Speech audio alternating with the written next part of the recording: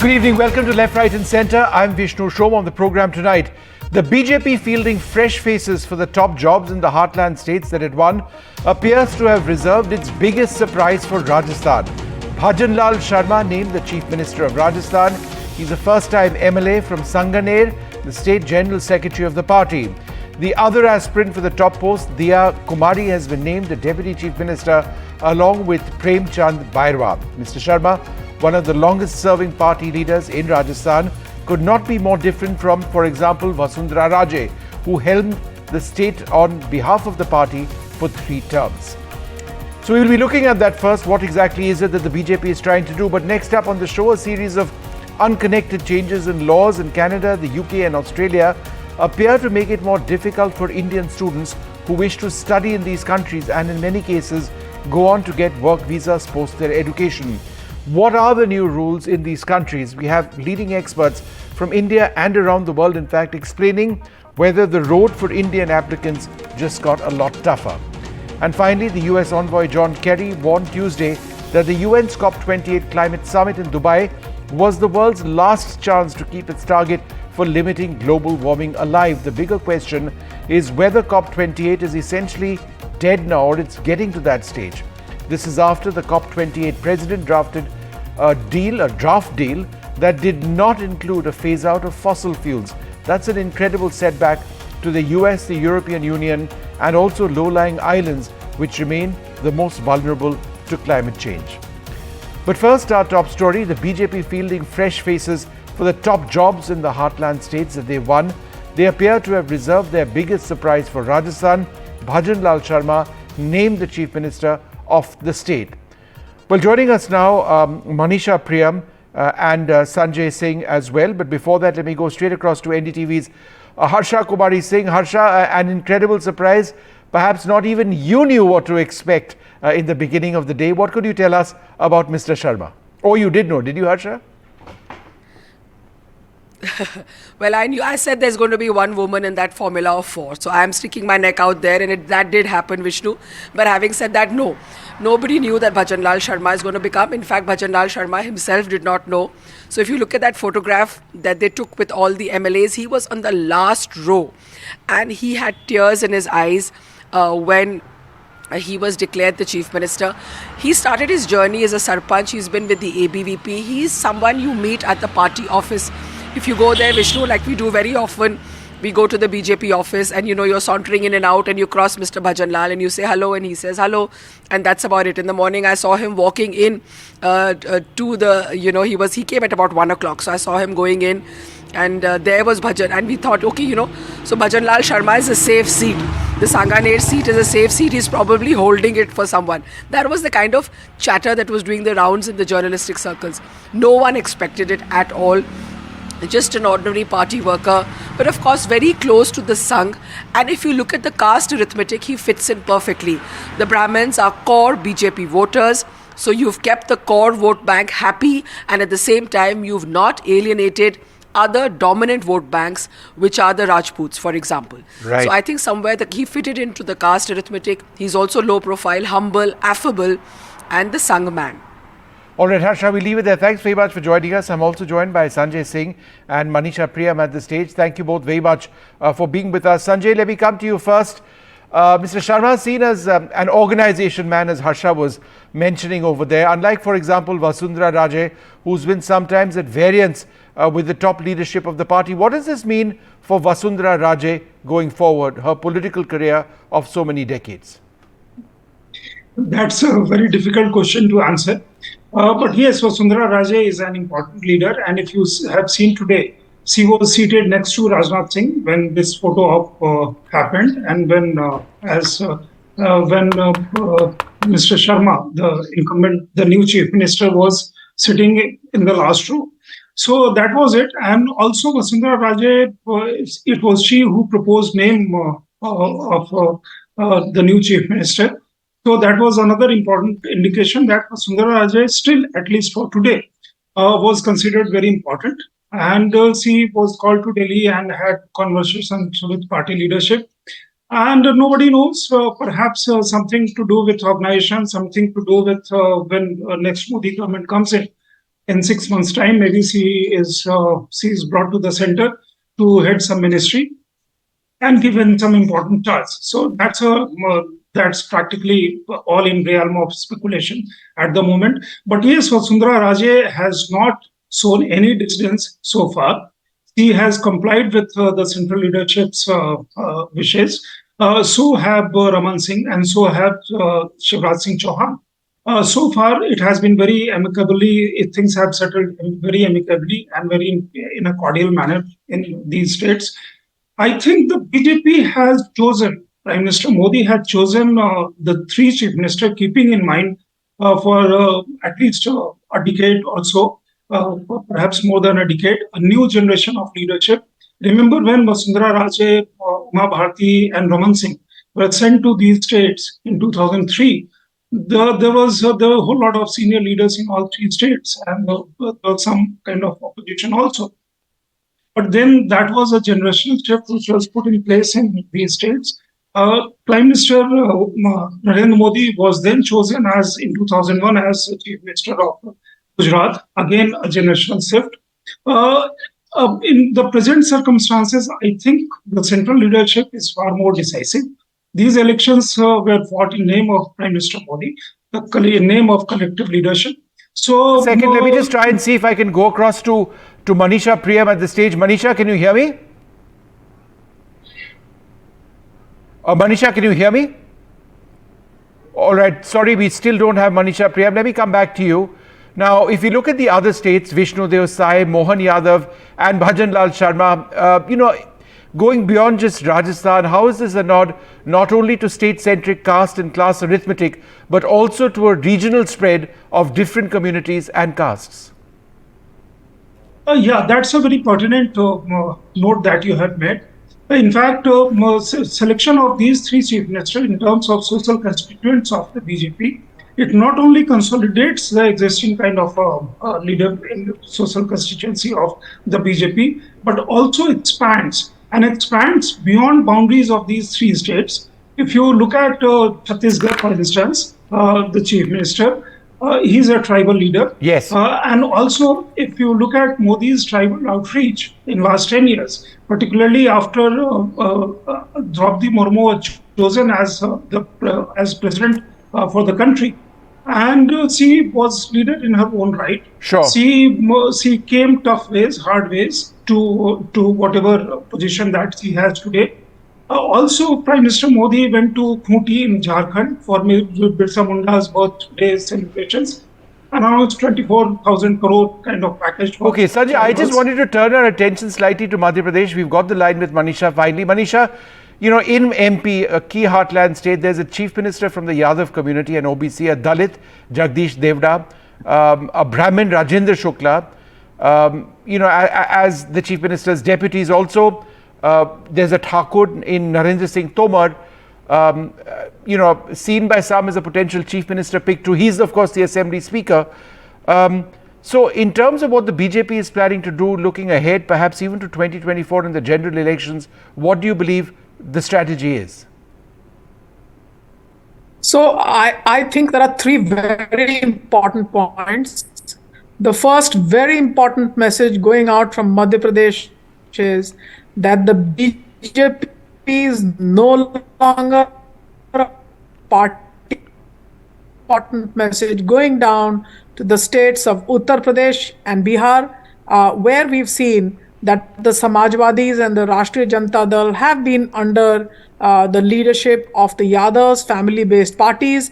A very important non-family leadership initiative having been started here, and that momentum is important. However, the balancing with the Brahmin face there, and as also in the state of Rajasthan, two Brahmins tells you that the BJP is also playing the politics of the forwards. Remember, the Jatis Gat Janganna politics had made you believe as if the numbers only are going to matter and the dominant castes or the upper castes are no longer going to be important. This was critical for the BJP. That messaging straightened up. And also remember, the upper castes have what is called an inter-elite competition. The Rajput Brahmin competition in Uttar Pradesh, for example, was creating grounds for anti-incumbents incumbency and a lot of disenchantment amongst the Brahmins. Now, the BJP stems that immediately, and you find that there's an important messaging of balance. Remember, all of the Hindi heartland will be playing not just with the politics of the Ram Mandir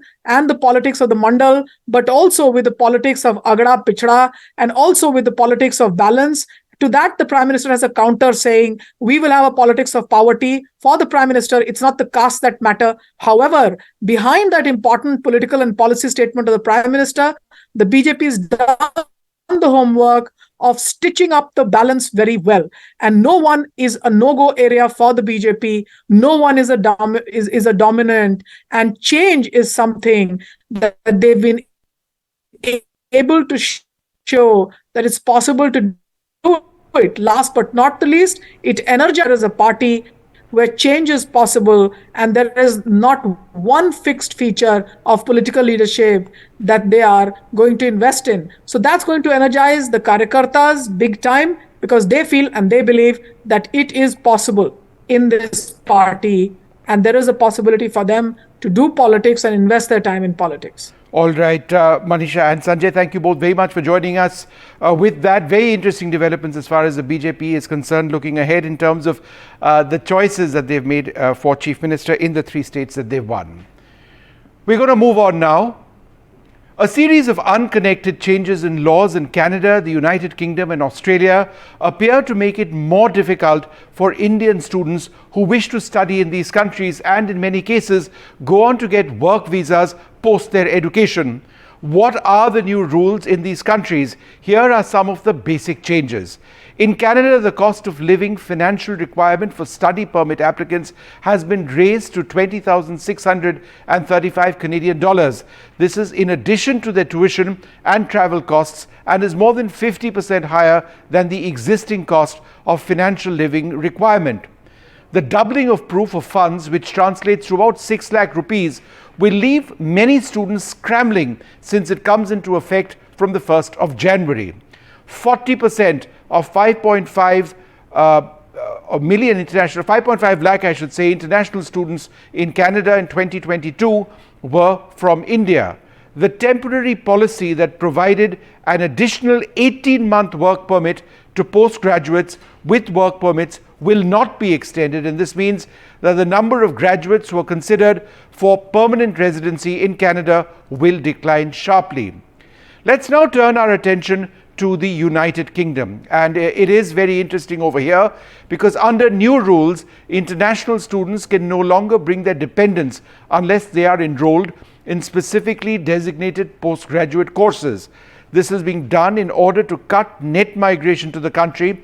It's being described as the biggest ever reduction in net migration to the UK. International students will have to pay more if they want a skilled worker visa, and that's gone up by £38,700 from the previous £26,200 a year. For businesses in the United Kingdom, which are employers, this will mean more insurance and pension contributions as well. The UK government will review the graduate route. That's something else that they're doing, where it gives students 2 years to remain in the UK following graduation, a key route for many to enter the UK labour market. That's not changed yet, but they are reviewing it. And the immigration health surcharge, which is a mandatory part of the visa application process for students, will jump a whopping 66% from £624 to £1,035 per year. This is something that all students will have to pay their parents, their well-wishers, before they actually get a visa to study in the United Kingdom, a huge jump. And finally, let's turn our attention to Australia, where some of the changes there are not perhaps as extreme as what we've seen in the United Kingdom and in Canada. Australia will, however, increase its minimum English language requirement for student and graduate visas. There'll be additional scrutiny to high-risk student applications. A new skills in demand visa will be introduced, which attracts highly skilled workers in key sectors and provides a key route to a 4-year visa. However, post-study work visas for Indian students negotiated last year will not be affected. Graduates with a bachelor's degree can stay back for 2 years, students with a master's degree can stay back 3 years, and those with a PhD can stay on for 4 years. Remember, India is the second largest country for international student enrollments in Australia. So things not necessarily as bad in Australia as compared to the other two countries, but these are changes that will concern many. Joining us now to look at this, Dr. Yukteswar Kumar, the Deputy Chairman of Bath Conservative UK. He's a senior academic and an ex-Deputy Mayor in the UK. We've got Ayush Khurana, a student in the United Kingdom, Shabari Shields, a founder of the University Guidance Worldwide Program, and Aditya Bhatia, licensed immigration advisor. Aditya, let me come to you first. How difficult is it at this stage? Let's focus on Canada first. Let's focus on the United Kingdom first. How difficult is it for a student to actually, after their degree, get a job in the United Kingdom? Simply put, UK, I think, has more graduates right now in the employment market than there have been for many years now. And that directly impacts the employability factor for international students, because the job scenario is such that there are more graduates for every job available, and that makes it difficult for students to be able to find the right line of employment that they may be seeking in line with their academic qualifications.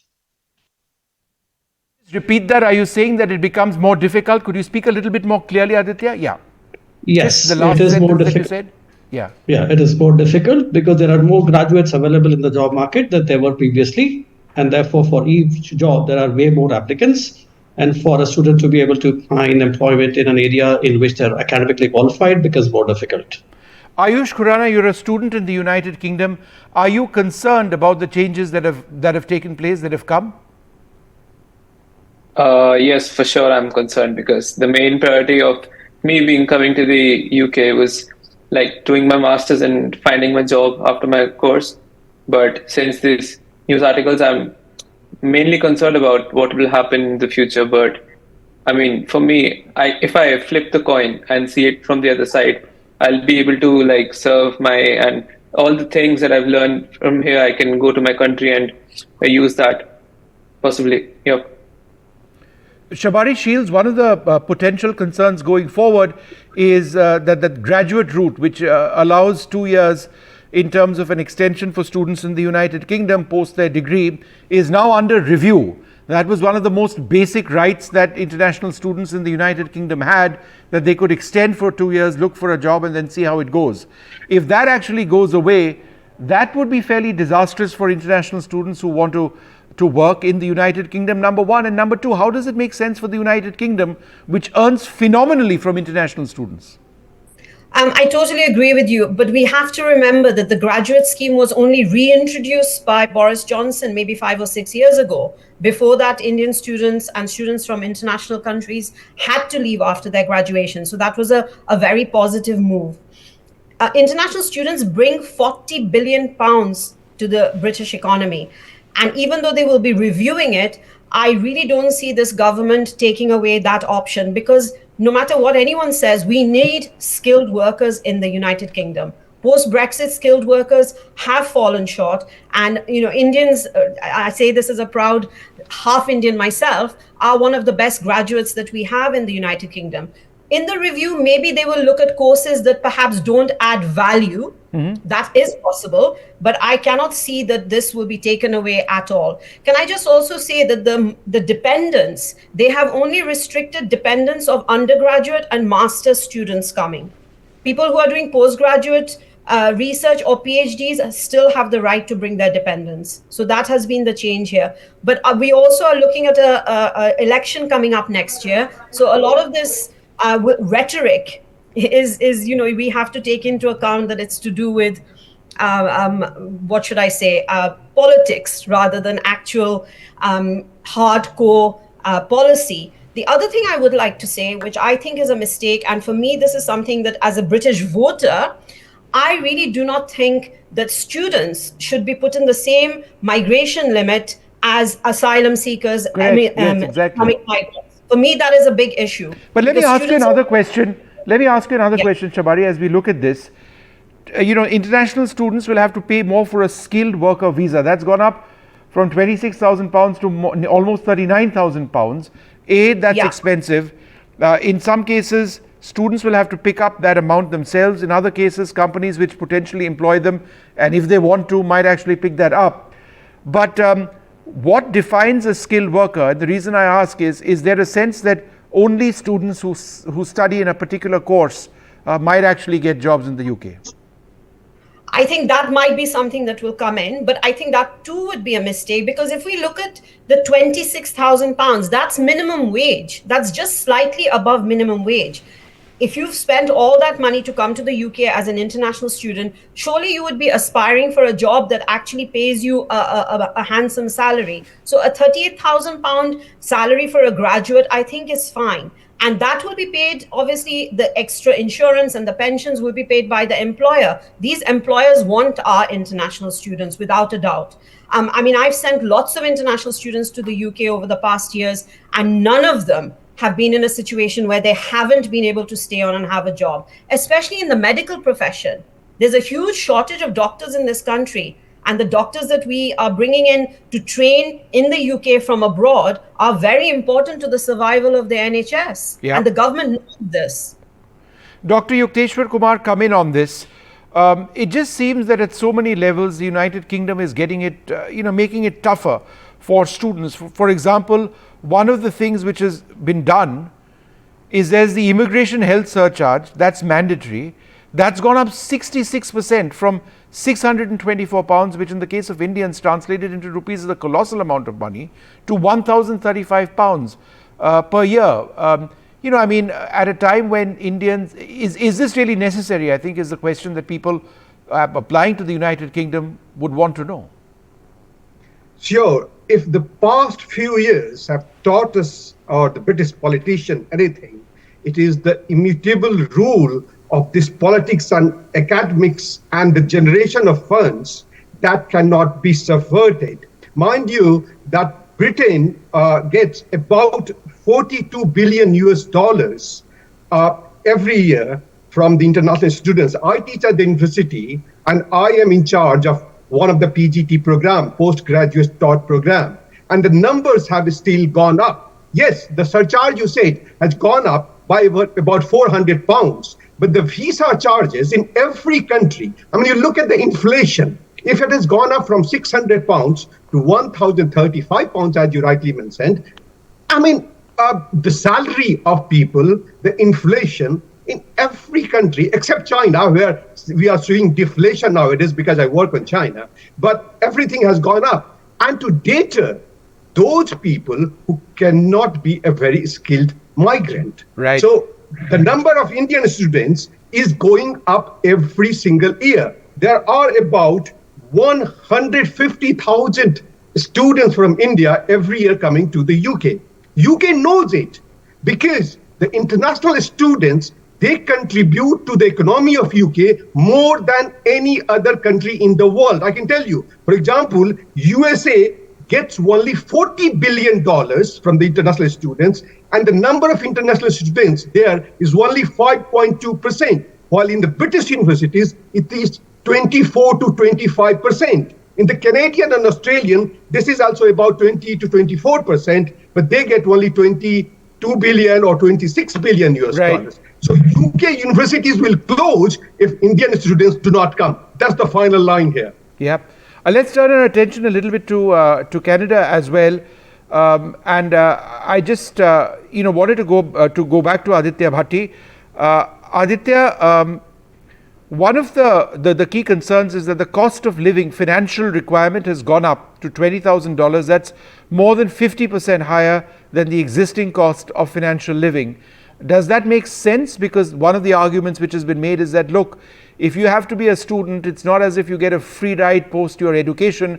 You have to pay for your living, and there's been a rise in costs, and therefore the amount has to be realistic. On the other hand, students will say a 50% jump, that's huge. See, there are, again, two sides to the coin. The students are justified in saying this is a huge jump. At the same time, we need to understand that the last of this pricing was introduced was in the early 2000s. So it's been close to nearly 20 years. So understandably, over this period, there has been an increase in the living cost, and this living cost that has come in is actually closer to the actual living cost in Canada. So yes, it becomes difficult for a lot of students, especially who are planning right now to go in the coming intake possibly and wanted to file their visas in the next 2 to 3 weeks. 4 weeks maybe. So it's going to be difficult for them to find that money all of a sudden. Having said that, I think a lot of us were expecting it. And after 20 years or nearly 20 years, when it changes, then it is likely to change on this kind of a percentage segment only. Aditya, is it becoming potentially now more difficult for graduates from Canadian universities to be considered for permanent residency in Canada? Is that a sense that you're getting? No, not really. The challenge here is for students to understand where they're going. Traditionally, the students have chosen to go to a few select cities, and that's where the problem lies. The fact is, Canada is a huge country. There are education providers across the country in different provinces. If the students actually woke up and selected cities away from the main 5-7 destinations, then they would find that living costs are relatively low. Finding part-time work, finding full-time work after completion of their studies is actually still comparatively easier than a lot of other countries. It's just about being smart, making the right decision regarding the education provider, the program in light of your current academic and professional profile, when also looking at the skill shortage level of that particular province in Canada. And to be sure, Aditya, none of the diplomatic tension between India and Canada is at all having an impact on students, or have the number of applications for students gone down? No, nothing like that. In fact, every report from on-ground situation in Canada is very positive. There is nothing on ground which makes the student kind of worry about living or studying in Canada. So that side is, I think, very sorted, and students who wanted to go to Canada always have a friend or family there who gives them the on-ground report. So that has not really had an impact at all. I just wanted to return to the situation in the United Kingdom before I turn my attention to Australia. Ayush, is there a sense of disappointment among a lot of students who are undergraduates or graduates looking to stay on in the United Kingdom, now realizing that that route is a lot more difficult, and that perhaps employers in the United Kingdom or potential employers realize that the rules are changing, and therefore they may be more disinclined to accept international students that include students from India? Yes, there's a sense of disappointment between all the international students, whether they are in postgrad or they're undergrad. Basically, the thing lies not even jobs. Even if we apply in our part-time jobs as well, there are still like some options to choose from. They ask if you're an international student, and this becomes like a hurdle for us to get a part-time job. And so I got like many calls, and they asked me if you're an international student. I said yes, and they said that we cannot offer you a job because you're an international student, and we need to give you a sponsorship to work here after you graduate. So this has increased the tension between all of us, all of our friends and the students who are in the UK. So we have nothing to say about it. I mean, we still have a year, and let's hope for the best. What happens? Shabri, is that also what you're sensing, that a large number of students who come out with a degree, possibly a good degree, are struggling for jobs in the United Kingdom for no fault of their own or no lack of qualification? I think it definitely depends on what degree they've done, where they've studied, and what kind of jobs they are looking for. As I've mentioned before, there is a skills shortage in the United Kingdom, especially within STEM and the medical side. And graduates who are going for those kind of courses, they are getting jobs without any problem at all. There are some instances where maybe you have to take a lower level of job and build up some work experience, which is why I recommend my students definitely work throughout their graduation up to the limit that the government allows to get that work experience. But really, I haven't seen that yet with the students that I've been working with who have been graduating in the last 2 years. They have thankfully all been placed in jobs that they are appropriately qualified for. And let's turn our attention a little bit, Shabri, shall we, to Australia as well. One of the key requirements is that the level of English, the standard of English needs to be higher, right? Yeah. Again, is that something unreasonably high for a large number of Indian students, or do you believe that's fair? Absolutely fair. They've raised it from 5.5 on the IELTS exam to 6. Most universities in the UK are looking for a 6.5 to 7 as an entrance, as are Australians. And, frankly speaking, to get a level 6 is not a challenge for our Indian students who are very proficient in English. So I really don't think that is actually going to be a barrier. In fact, I think that's just a tokenism from the Australian government side to uphold that commitment to reducing immigration. But I don't think it will make a difference to any of our Indian students. Aditya, there's a new skills in demand visa that might be started in Australia as well, or in Australia. Again, what are the implications there? Is it similar in a sense to the United Kingdom, where if you have a particular set of skills which the Australians decide is important in their economy, you have a higher chance of getting a job there, as opposed to a degree which they don't necessarily seek foreign nationals working in their economy? Is that the sense you're getting? Yes, that is the message. See, what's happening is each country is electing international students in and allowing them to stay back and work only to fulfill their skill shortage requirements. What is unfortunately happening is that a lot of students who are currently in Australia, more than 50% of them are working in low skill jobs, especially the people who have graduated in IT or engineering or technology areas. That's something they were trying to curb, and they want to encourage people to come in areas with there's a skill shortage and then work in those areas as well. That's the plan. Aditya, just broadly speaking, in Australia, or for that matter, in the United Kingdom, what are the sectors where you find students getting jobs after a degree? Medical has always been a good area. Teaching has been another good area. Teaching, right. Yes, engineering is there. IT is there. So the idea is, it depends on what quality of education provider have you studied at, because that plays a role, and equally what you study. So if you keep in mind that you have to go to a good education provider and study a qualification which leads to a job in a skill shortage area, then there's good possibility for you to find the right kind of skilled employment. Sadly, I think the changes that are coming in reflect that a lot of students, while they enter the country for one provider and one program, many times after reaching there, they change that. Mm-hmm. And therefore, that is where there has been a misuse or abuse of the visa process, which is what has forced these governments to bring about these changes. All right. Well, I totally agree with that. Totally agree with that. All right. Well, we're going to leave it over here. For those looking to study abroad, it's probably important to understand where your degree gets you, in case it is your intention to stay on outside this country. Also understand what some of the new challenges, and many of these are monetary challenges, just in order to get to a Canada or a United Kingdom is. It's so much more expensive than it was until this announcement was made. Thank you all very much for being with us.